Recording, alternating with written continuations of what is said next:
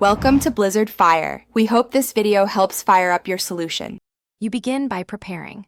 Log into Roblox and open Murder Mystery 2 and make sure you have at least one tradable item. Once done, searching game shops and seasonal crates for the cursor listing, developers sometimes rotate items into drops. Make sure to monitor the MM2 Discord and developer social posts, because live giveaways or limited reissues can appear with little notice. Also, ready a trade window. Fast responses win rare items in volatile markets.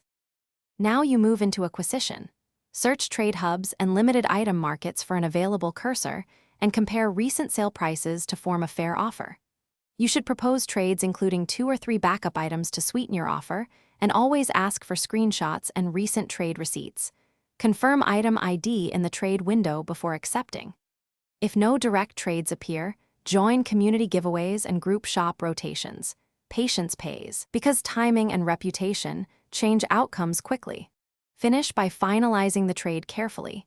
Confirm the cursor shows in your inventory before leaving the trade screen, and then relog to ensure it's saved to your account. If something goes wrong, an item disappears or a trade glitches, cancel, take timestamps and screenshots, and block the other user. This preserves evidence. As a key troubleshooting step, relog and check your inventory. If the item is missing, collect proof and contact Roblox support promptly with all screenshots, and trade ID for the. Thanks for watching. If you found this helpful, don't forget to like and subscribe.